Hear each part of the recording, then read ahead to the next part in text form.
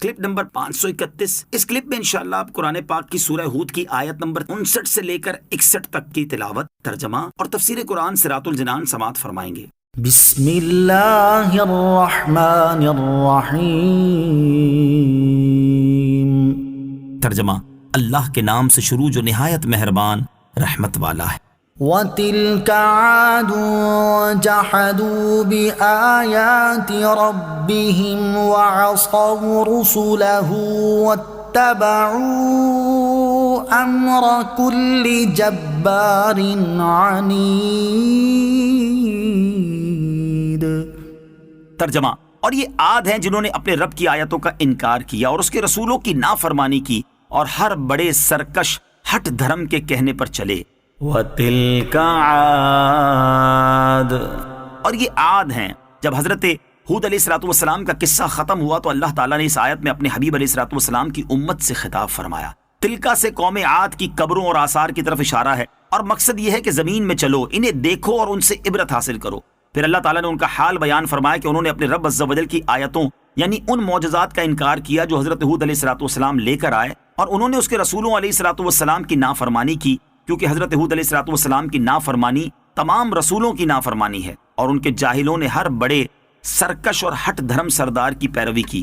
وَأُتْبِعُوا فِي هَذِهِ الدُّنْيَا لَعْنَةً وَيَوْمَ الْقِيَامَةِ أَلَا إِنَّ عَادًا كَفَرُوا رَبَّهُمْ أَلَا بُعْدًا لِعَادٍ قَوْمِ هُودٍ۔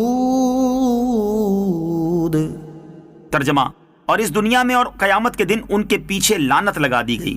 سن لو، بے شک عاد نے اپنے رب کے ساتھ کفر کیا، سن لو ہود کی قوم عاد کے لیے دوری ہے۔ وَأُتْبِعُوا فِي هَذِهِ الدُّنْيَا لَعْنَةً وَيَوْمَ الْقِيَامَةِ، اور اس دنیا میں اور قیامت کے دن ان کے پیچھے لعنت لگا دی گئی، یعنی دنیا اور آخرت میں دونوں جگہ لعنت ان کے ساتھ ہے، اور لعنت کا معنی ہے اللہ تعالیٰ کی رحمت اور ہر بھلائی سے دوری۔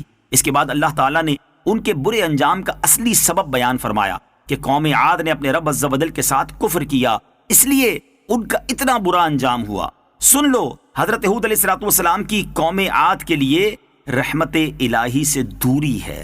وَإِلَى ثَمُودَ أَخَاهُمْ صَالِحًا قَالَ يَا قَوْمِ اعْبُدُوا اللَّهَ مَا لَكُمْ مِنْ إِلَٰهٍ غَيْرُهُ هُوَ أَنشَأَكُم مِّنَ الْأَرْضِ وَاسْتَعْمَرَكُمْ فِيهَا فَاسْتَغْفِرُوهُ ثُمَّ تُوبُوا إِلَيْهِ إِنَّ رَبِّي قَرِيبٌ مُجِيبٌ۔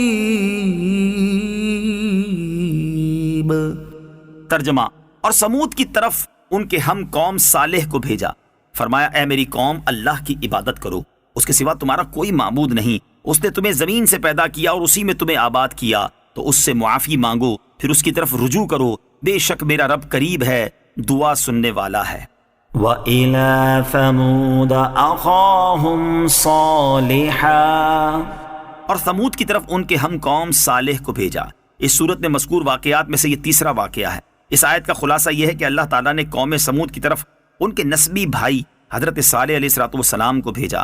حضرت صالح علیہ السلام نے اپنی قوم سے فرمایا، اے میری قوم، تم اللہ تعالیٰ کو ایک مانو اور صرف اسی کی عبادت کرو، اس کے سوا تمہارا کوئی معبود نہیں، صرف وہی عبادت کا مستحق ہے، جبکہ تمہارے یہ بت عبادت کے لائق ہی نہیں۔ پھر اللہ تعالیٰ کی وحدانیت اور اس کی کمال قدرت پر دلائل دیتے ہوئے فرمایا کہ معبود وہی ہے جس نے تمہارے باپ حضرت آدم علیہ السلام کو زمین سے پیدا کر کے پھر تمہیں زمین میں بسایا اور زمین کو تم سے آباد کیا، تو اللہ تعالیٰ سے اپنے گناہوں کی معافی مانگو، پھر شرک سے کنارہ کشی کر کے اسی کی طرف رجوع کرو، بے شک میرا رب عز و جل ایمان والوں کے قریب ہے اور ان کی سننے والا ہے۔